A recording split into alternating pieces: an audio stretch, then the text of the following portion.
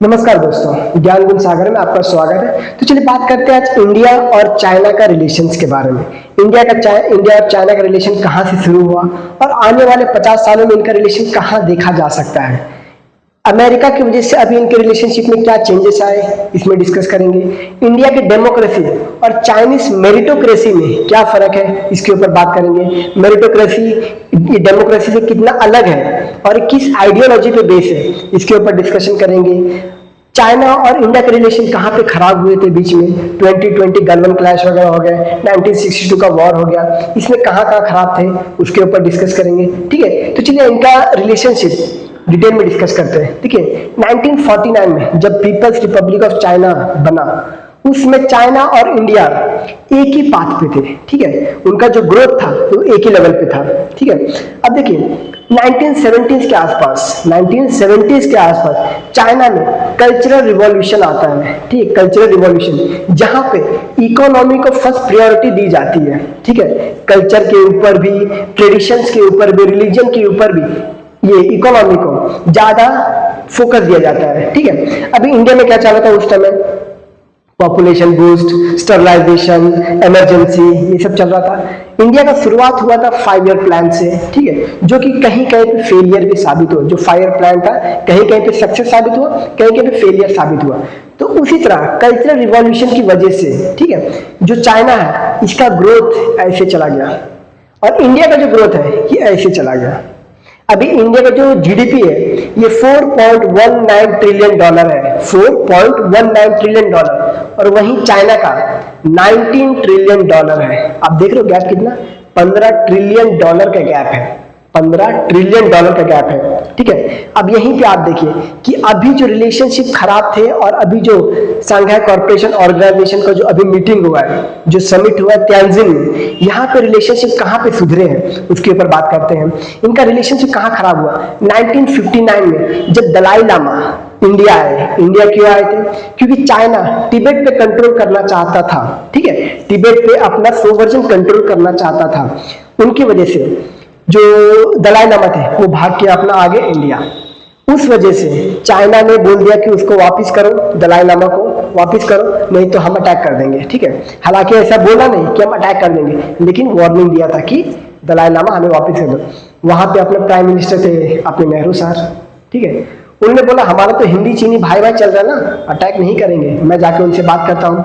Panchsheel mission चल रहा था, पंचशील था ना, पंचशील जो अपने नेहरू साहब ने ये फॉर्मुलेट किया था। ठीक है, पंचशील मिशन, उसमें था कि इंटरनल कॉन्फ्लिक्ट पे आप ध्यान नहीं देना किसी का, लेकिन नेहरू साहब ने बोला कि दलाई लामा है आने दो इनको, धर्मशाला जो अपना उत्तराखंड में वहां पे बसाया। अब 1962 में चाइना अटैक कर देता है इंडिया को और इंडिया को बुरी तरह से हारना पड़ता है। ठीक है, इंडिया को बुरी तरह से हारना पड़ता है उस युद्ध में। अब देखिए उसी समय 1965 में पाकिस्तान भी अटैक करता है। वो सोचता है चाइना जीत गया, हम भी जीत गए, हम भी जीत जाएंगे, लेकिन पाकिस्तान के बस की बात नहीं है इंडिया को हराना, ना कभी था ना कभी होगा। ठीक है, भविष्य में भी कभी नहीं होगा। ठीक है, ये हो ही नहीं सकता। ठीक है, अब आगे देखते हैं इनका रिलेशन कहाँ का और खराब हुआ। 2013 में क्लैश हुआ, 2014 में क्लैश हुआ, 2017 में क्लैश हुआ, 2020 में भी क्लैश हुआ। 2020 का जो क्लैश था वो गालवान वैली क्लैश था। वहां के बाद उसके बाद पहली बार जो अपना प्राइम मिनिस्टर है ये शी जिनपिंग से फेस टू फेस मीटिंग की है अभी एससीओ समिट में। वो भी क्यों, जब 50% टैरिफ लगा दिया डोनाल्ड ट्रंप ने, उस वजह से। ठीक है, अब इन कंट्रीज को साथ आने की जरूरत है। ठीक है, जो अपने रशिया हो गया, इंडिया हो गया, चाइना हो गया, ये लोग अभी ट्राइलैटरल ग्रुपिंग बनाने की में ये डिस्कशन कर रहे हैं। ठीक है, अब यहाँ पे देखिए इन ग्रुपिंग्स का फायदा क्या होगा। ठीक है, अभी ग्रुपिंग्स के जानने से पहले थोड़ा जान लेते हैं कि इनके जो रिलेशन है ये कहाँ चेंजेस आए और ये कहाँ पे साथ साथ मिलके काम कर सकते हैं। देखिए ये साथ काम कर सकते हैं टूरिज्म पे, इकोनॉमिक डेवलपमेंट पे, क्योंकि जब 50% टैरिफ जब ट्रंप ने लगा दिया तो रशिया और चाइना दोनों ने मिलकर बोला कि चाइनीज मार्केट और इंडियन मार्केट जो है, चाइनीज मार्केट और रशियन मार्केट इंडियन गुड्स के लिए ओपन है। इंडिया चाहे तो अपना गुड्स यहाँ पे बेच सकता है। ठीक है, हम कम टैरिफ लगाएंगे। यहाँ से शुरुआत हुई इनकी रिलेशनशिप अच्छे होने की। ठीक है, यहां से शुरुआत हुई। ये कब हुआ, 27 अगस्त, लास्ट जस्ट 5-6 दिन पहले यहां से शुरुआत हुई। ठीक है, अब यहाँ पे देखिए यहाँ पे ट्विस्ट क्या आता है। अब वेस्टर्न नेशन प्रिज्यूम कर रही है कि जो इंडिया है चाइना है, रशिया है, ये तीनों अगर मिल जाएंगे तो एंटी वेस्ट प्रोपोगंडा बहुत ज्यादा जोर से फैलेगा। क्यों? क्योंकि रशिया, चाइना और इंडिया अगर साथ में आ गए तो ये वेस्टर्न के लिए, यूएसए के लिए भी खतरनाक साबित हो सकता है। क्योंकि सबसे ज्यादा आर्सेनल जो कि अपना ये न्यूक्लियर है रशिया के पास है। इकोनॉमी में बूम, मतलब इकोनॉमी का फादर बोल सकते हैं, ग्रेट चाइना है, क्योंकि चाइना भी पूरे वर्ल्ड के लिए मार्केट माना जाता है। The world for market is China, China produce for the world and even for America. America के लिए भी चाइना ही प्रोड्यूस करता है। अमेरिका में भी अगर आप कुछ शर्ट पहन रहे हो, टी शर्ट पहन रहे हो, या कोई प्रोटेस्ट के लिए भी टी शर्ट पहन रहे हो, आपने वो देखा होगा, मीम देखा होगा कि चाइना में, अमेरिका में बॉयकॉट चाइना का टी शर्ट भी था, वो खुद चाइना से बन के आया था। ठीक है, तो China not even for world, even for America, China produce for America as well as for the world. तो वर्ल्ड का सबसे पावरफुल इकोनॉमी, सेकंड लेवल पे है सबसे पावरफुल इकोनॉमी ये अपना चाइना। चाइना के पास देखिए, इंडिया के पास 600 बिलियन, 600 to 700 बिलियन का फॉरेक्स रिजर्व है। ठीक है, वहीं चाइना के पास $4 ट्रिलियन का फॉरेक्स रिजर्व है। ठीक है, अगर उसने कल बाय चांस कल उसने सारे डॉलर्स रिलीज कर दिया मार्केट में, कल अमेरिका डूब जाएगा। अमेरिका कल भीख मांगने लगेगा। ये मेरे वर्ड्स है, अमेरिका कल भीख मांगने लगेगा। इसका रीजन ये है कि $4 ट्रिलियन जब अगर मार्केट में फेंक दोगे, ठीक है, तो डॉलर का वैल्यू क्या होगा? डॉलर का वैल्यू गिर जाएगा। डॉलर को कोई पूछेगा नहीं। ठीक है, डॉलर को कोई पूछेगा नहीं। ठीक है, ये हो गया अपना इकोनॉमी। न्यूक्लियर में अपना रशिया, और वर्ल्ड का सबसे बिगेस्ट मार्केट में आता है इंडिया, जो कि 145 करोड़ से भी ज्यादा पॉपुलेशन इंडिया में। इंडिया डेमोग्राफिक ट्रांजिशन में है। डेमोग्राफिक ट्रांजिशन मतलब इसका मेजोरिटी 65% से भी ज्यादा जो पॉपुलेशन है, 65% से भी ज्यादा जो पॉपुलेशन वो यंग है, जवान है। ठीक है, वर्किंग पॉपुलेशन मतलब काम करने वाले लोग हैं। ठीक है, वहीं पे यूएसए का समथिंग अराउंड 45% लोग हैं जो कि काम करने मतलब एम्प्लॉयमेंट कैटेगरी में थे, बाकी सब बूढ़े हैं या तो बच्चे हैं। तो इंडिया का पावर देख रहे हो आप, अभी ना 2065 तक इंडिया चाहे तो दुनिया का सबसे बड़ा मार्केट इकोनॉमी बनने की काबिलियत रखता है।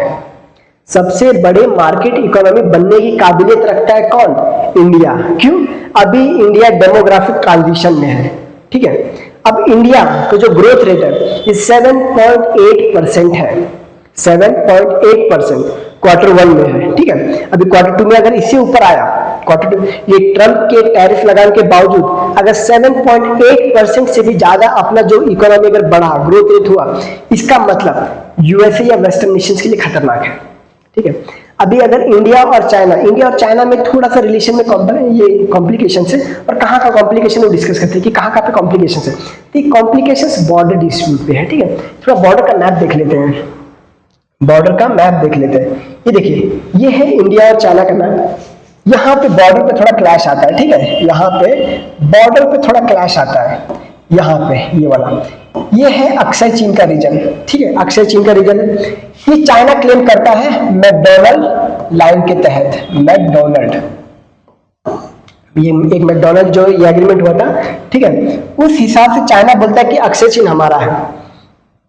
इस लाइन को बोलते हैं मैकडॉनल्ड लाइन। ठीक है, अब एक और आता है जॉनसन लाइन। ये डिटरमाइन करता है कि ये वाला रीजन है इंडिया का। ठीक है, तो इंडिया बोलता है ये हमारा है, चाइना बोलता है ये हमारा है। इस वजह से, हालांकि ये अभी पूरा कंट्रोल में चाइना के है। ठीक है, ये भी पूरा कंट्रोल में चाइना के है। चाइना यहाँ पे भी अपना कंट्रोल जमाना चाहता है। ये बोलता है कि ये तिब्बत का ही एक्सटेंडेड पार्ट है, क्योंकि आपको यहाँ पे तवांग मोनास्ट्री मिल जाता है। क्या मिल जाता है आपको? तवांग मोनास्ट्री, जो कि one of the largest monastery है बुद्धिज्म के लिए। ठीक है, बुद्धिज्म के लिए सबसे बड़ा मोनास्ट्री माना जाता है। ठीक है, एक अपना यहाँ पे लाशा आ जाता है, लाशा। ठीक है, लाशा मोनास्ट्री आ जाता है। ठीक है, लाशा मोनास्ट्री। ठीक है, ये भी वन ऑफ द बिगेस्ट आता है। तो यही चाइना बोलता है कि ये हमारा, ये वाला क्लैश हो गया। ठीक है, उसके बाद ये इंडिया और चाइना का प्रॉब्लम देखिए, प्रॉब्लम कहाँ पे, बॉर्डर डिस्प्यूट प्रॉब्लम है। ठीक है, और यहाँ पे जो लाइन है ये है मैकमोहन लाइन, ये मैकडॉनल्ड लाइन, ये जॉनसन लाइन। ठीक है, अब देखिए प्रॉब्लम यहाँ पे भी है। इंडिया और चाइना का जो ट्रेड डेफिसिट है ये समथिंग अराउंड 85 बिलियन डॉलर है। 85 बिलियन डॉलर, जो कि प्रिज्यूम्ड है कि 100 बिलियन डॉलर से भी ज्यादा बढ़ सकता है। लास्ट ईयर अगर देखा जाए तो 100 बिलियन डॉलर से भी ज्यादा। हमने चाइना से कितना खरीदा? 101 बिलियन डॉलर का सामान खरीदा और टोटल था 118, और इससे माइनस करो तो उतना हम बेचे, मतलब 16 का हमने उसको सेल किया है। ठीक है, एक्सपोर्ट टू चाइना 16 में। आप देख रहे हो चाइना ने हमको कितना बेचा? 101 करोड़ का, हमने सिर्फ 16 करोड़ का, 16 बिलियन डॉलर का। ठीक है, 16 इतना ही हमने सोचे, 100 करोड़ इसमें कितना डिफरेंस है आप देख रहे हो। तो यहाँ पे प्रॉब्लम आता है। चाइना करता है कि अपना बोलते ना डंपिंग ऑफ गुड्स, सस्ते में सामान बनाता है और बेचता है फॉर द वर्ल्ड। अब चाइना एक और चीज के लिए बहुत ही अनपॉपुलर है, वो क्या है? चाइना अनपॉपुलर है बाकी कंट्रीज को डेट ट्रैप में फंसाने के लिए। चाइना पॉपुलर है बाकी कंट्रीज को डेट ट्रैप में फंसाने के लिए। अभी आपने श्रीलंका का केस सुना होगा, श्रीलंका, वहां पे एक हम्बन टोटा पोर्ट है जो कि श्रीलंका ने चाइना को 99 इयर्स के लीज पे दिया है, लीज पे दे दिया है। ठीक है, वो किस लिए?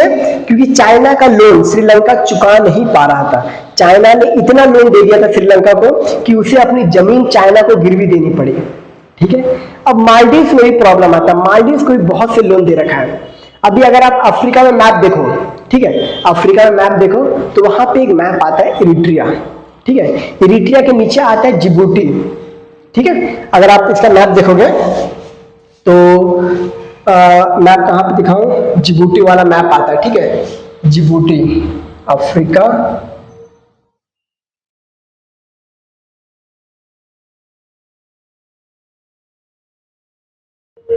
ये देखिए, ये है एरिट्रिया, ये है जिबूटी। ठीक है, ये जिबूटी। अब यहाँ पे चाइना का मिलिट्री बेस है, और मिलिट्री बेस कैसे आया? डेट ट्रैप की वजह से। उसने जिबूटी को बहुत सा लोन दिया था, जिबूटी चुका नहीं पाया तो बोला आप हमारा जमीन ले लो। ये चाइना का पॉलिसी है। और बाकी नॉर्थ ईस्टर्न जो भी अपने कंट्री से ग्लोबल साउथ में, वहां पे प्रॉब्लम कर रही है डेट ट्रैप में फंसा के। और इसका एक चलता है, प्लान भी चलता है, बेल्ट एंड रोड इनिशिएटिव। इसके तहत वो पूरी दुनिया को कनेक्ट करना चाहता है अपने बेल्ट एंड रोड इनिशिएटिव से। वहां पे क्या होगा? चाइना के ही लोग को ये एम्प्लॉयमेंट मिलेगा, वहां पे सब ये कनेक्टिविटी करेगा। इसका मतलब सबकी जो सोवर्जन राइट है वहां पे खतरा हो सकता है, समझे? वो यहाँ पे आके कंस्ट्रक्शन करेगा, कंस्ट्रक्शन पे यहाँ के लोग नहीं वहीं के लोग काम करेंगे। ठीक है, और इस पे रूल चलेगा उसका, चाइना का। फिर तो ये थोड़ा कंसर्न वाली बात है ना, ये तो कंसर्न वाली बात है। इंडिया या अलग अलग कंट्री के सोवरेनिटी पे ही ये हमला कर सकता है। तो ये सारे चाइना और इंडिया के बीच में प्रॉब्लम है। इंडिया बेल्ट एंड रोड का पार्ट नहीं है, इंडिया आरसीईपी का पार्ट नहीं है, regional comprehensive economic partnership, regional comprehensive economic partnership का भी पार्ट नहीं है। ठीक है, आरसीईपी इसका पार्ट नहीं है। अब इसका पार्ट चाइना है, साउथ ईस्ट एशियन जो है ना, आसियान कंट्रीज, जिसमें अपना इंडोनेशिया आ गया, मलेशिया आ गया, ब्रुनेई आ गया, सिंगापुर आ गया, म्यांमार आ गया, लाओस आ गया, कंबोडिया आ गया, वियतनाम आ गया, ये सब कंट्रीज इसके पार्ट है। अब इसमें क्या चलता है? फ्री ट्रेड एग्रीमेंट चलता है, जो कि इंडिया 2018 में छोड़ दिया था। अब देखिए, फ्री ट्रेड एग्रीमेंट चाइना के साथ साइन करना खतरे वाली बात है, क्योंकि चाइना से हम क्या करते हैं? इंपोर्ट करते हैं। ठीक है, इंपोर्ट करते हैं। और जो ये 101 है ना, ये 200 पहुंच जाएगा अगर चाइना के साथ एफटीए वगैरह साइन करेंगे तो, क्योंकि हम उसको बहुत कम एक्सपोर्ट करते हैं, चाइना हमें बहुत ज्यादा एक्सपोर्ट करता है, समझे?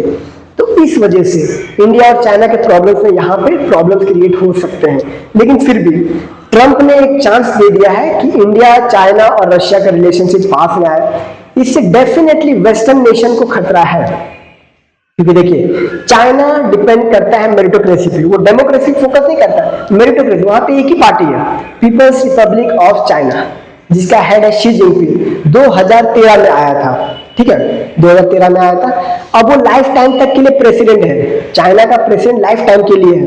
ठीक है, वहां पुतिन भी 2035 तक है, लेकिन वो बढ़ा सकता है, मतलब वो भी लाइफ टाइम के लिए प्रेसिडेंट है रशिया का। अब मोदी जी, यहाँ पे डेमोक्रेसी, अगर मोदी जी अभी है तो आने वाले 5 सालों में मोदी जी हो सकता ना रहे। ठीक है, वो प्राइम मिनिस्टर ना रहे।